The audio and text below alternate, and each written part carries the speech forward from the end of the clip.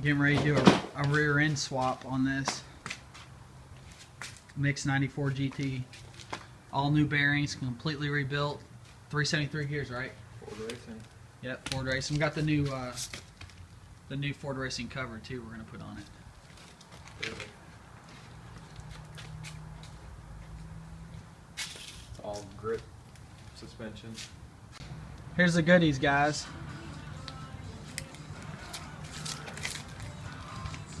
We got Grip brand upper and lower control arms. New parking brake cables. Specific rate springs. Yep, Grip springs. Spring isolators. Isolators, hardware, fuel regulator, new drive shaft bolts, new fuel grommets, a new fuel pump, 255. 255. And we got we're gonna 415 some of the stuff, which is this is the baddest stuff you can get, guys. Then we got the Royal Purple and some grease and cleaners. And the brake friction modifier. Yep, the brake in for the rear end. Must have when you put new gears in. So we'll get started on the tear down and show you guys. Alright, we just got everything set up. Got the car on jack stands. And we are pulling the rear end, so you need to put the jack stands on the rear torque boxes right here. Because if you put them up by the lower control arm, you won't be able to remove it. So we got them on both sides right there, and we're going to also drop the tank too. So first, since we're going to drop the tank first, so we'll have more access, you want to take your interior out, and you got to access the filler neck, because we have to remove the filler neck to actually drop the gas tank. So you want to open your gas tank up, remove the cap, take the 8mm 3 bolts out. They're 8mm, right? Yes. Yeah, 8 mils, yep. Take that one off first. Hey, you're stuck on here, buddy. Took all day to get that one off. There you go. Remove the cap out of the way.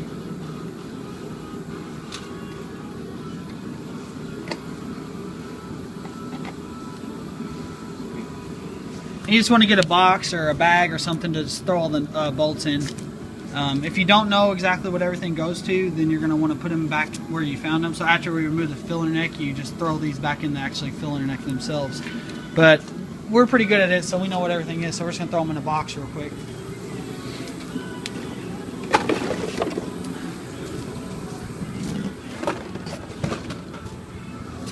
Got that done. Now we are going to get under the car, and again, if you are going to remove your gas tank, make sure you don't have like a full tank, just because it's going to be twice as heavy as if it was empty or half tank. And then you're going to want to remove right here this 8mm right here that holds the it holds the filler neck in place. You may need an impact. Yeah, you may need an impact. They are rusty. So if it doesn't break loose by hand, you're going to need either an impact or a socket. So you got a screwdriver drive right there, and that's, yeah, we're going to get a socket, but we'll be back after we get that off. Okay, we finally got that 8mm off, the bracket off the fuel tank.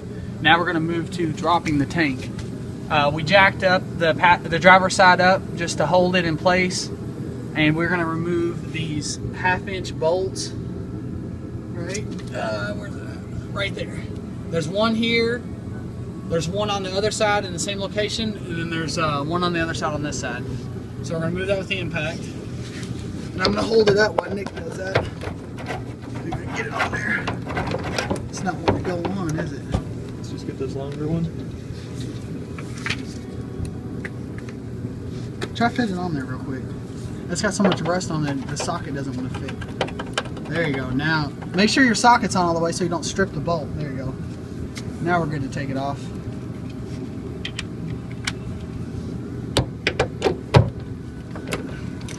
And watch your eyes, because there's no debris.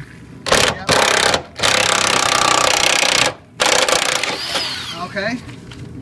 Yep, you are going to look at all that just fell out. You're going to want to wear some safety goggles, which we forgot. Got that side. Yep. Now we're gonna move to the back side, which is right here. All right, we got. I got it on there. We got safety goggles now because we're tired of getting debris in our eyes. All right. I got it.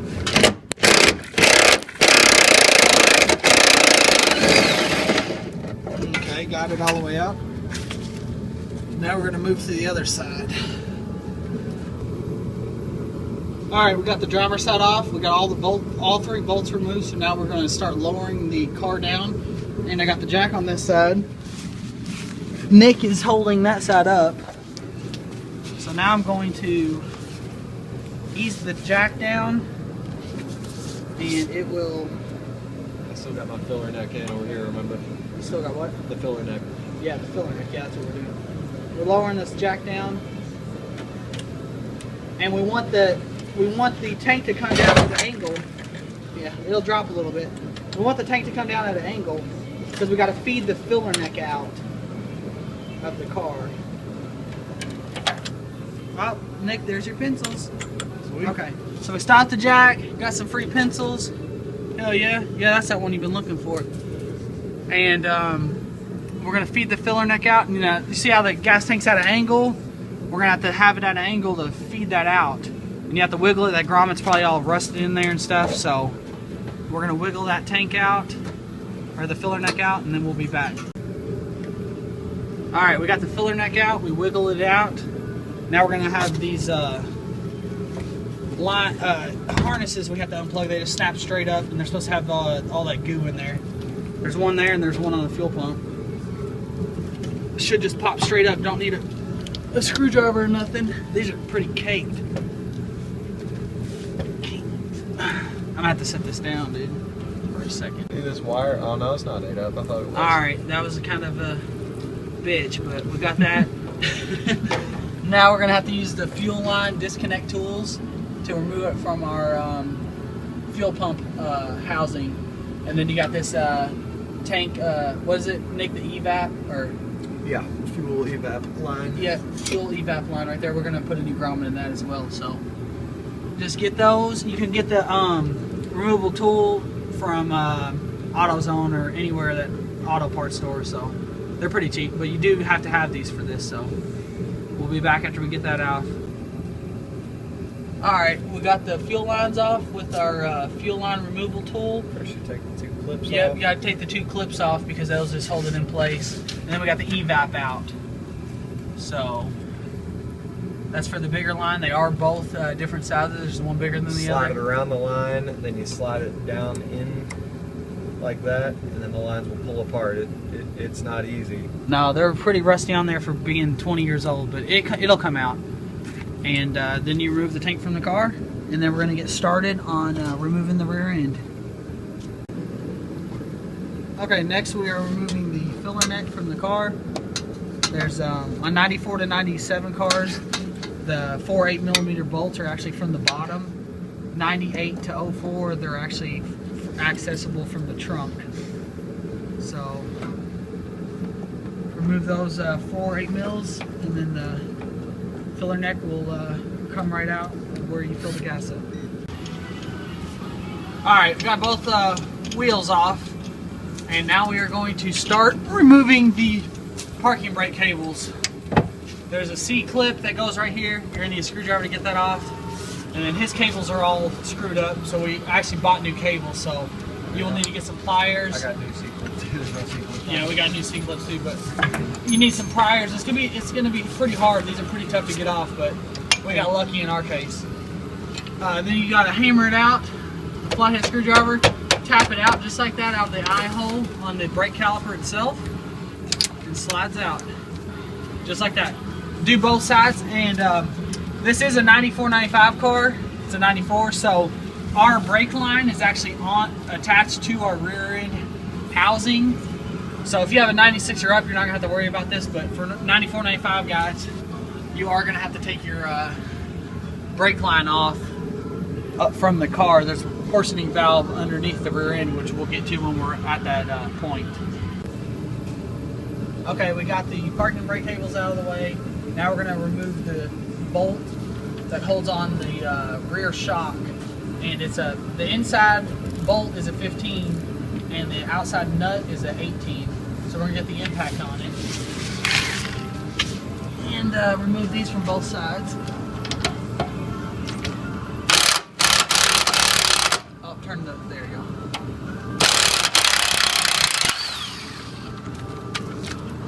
Now you will have to put a little bit of pressure up with a pry bar. Grab that pry bar out of there, Nick, out of my bag, or right there, to get the bolt out. So you're just gonna do this, just like this, and then you're gonna tap it. Put that nut on there. Yeah, put the nut on there so you don't mess the threads up. And you're gonna tap it right out. And do that for both sides, and then we'll go on to the next step. Alright, we got both shocks removed from the rear end housing brackets, and we got the jack in the middle because it will drop probably about 3 inches. So right now we are going to, we got the jack right in the middle right there. Now we're going to break the drive shaft loose with a 12-point socket or 12-point wrench to get those loose. It's a half inch, right? No, it's 12-point. It's 12 millimeter 12-point. That's what it is. So for the drive shaft, they're usually pretty stuck on there, but we've actually had, this is actually the second rear end that's been in this car. So we're actually putting a third rear end in this car. So everything's already pretty much broken loose. So we'll be back after we remove the drive shaft, and then we're going to go on to the upper and lower control arms. Alright, we got the drive shaft off from the rear end housing. Now we're going to move up to the quad shocks if your car is equipped with them.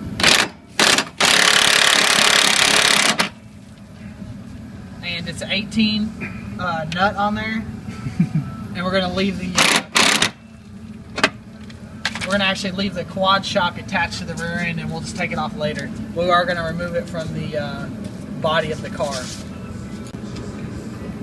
Alright, we got both the quad shocks removed, and now we are going to go to the upper and lower control arms, and we are going to take the control arms off of his car from the rear end housing because we cannot get to the bolts in here because of the muffler exhaust. So you know, if your car doesn't have the mufflers in the way, I'd suggest taking it off here if you're going to replace your upper and lower control arms anyway.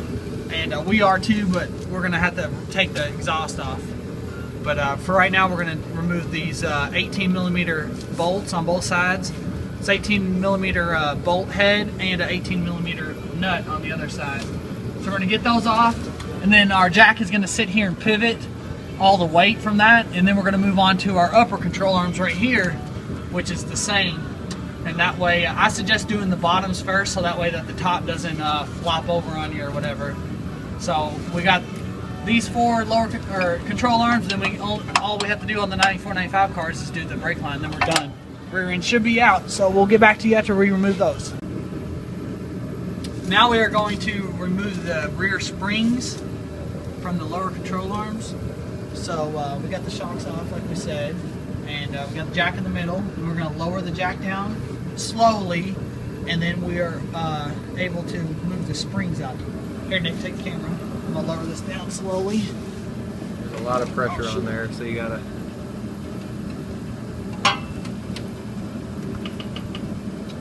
Just like that, and then you're going to walk over to, let's just do the driver's side first, since we're over here. Alright. Now you're just going to get the pry bar, and you're going to lift up right here on the lower control arm like that. And you can just pry it, and it'll just fall straight in towards the center of the rear end. And I always just give them a little kick towards the inside, and it'll definitely go.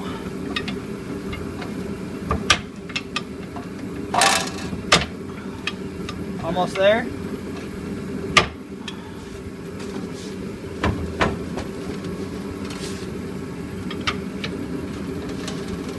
If you have lowering springs, they should fall right out. Just like that. Again, if you have lowering springs, they'll just kind of fall right out as soon as you lower it. But just do that on both sides, and then we'll move down to the lower control arm. Alright, we got all 4 of our 18 millimeter bolts out of the upper and lower control arms. And if you're a 96 and up car, you'll be ready to drop your rear end out, but we are a 94, 95 car with our brake line attached to the rear end instead of the actual body of the car. So now we have to take this nut off right here to remove the brake proportioning valve, and it's going to leak. That's why we waited to do this last. And you have to disconnect it from your brake lines from the actual body right there. And once you do that, this rear end's ready to pull out, and we're ready to get it cleaned up. Yay! Got the rear end out. Right there, little dirty guy. Can't wait to put the new one in. But hopefully this video helped you guys. It's really not that hard. It's actually really cold today too, so that kind of made it worse. But if you have a lift, it'll be a lot easier, but most of you guys won't. And hopefully this will help you guys determine if you guys could take your own rear end out by yourself or not. But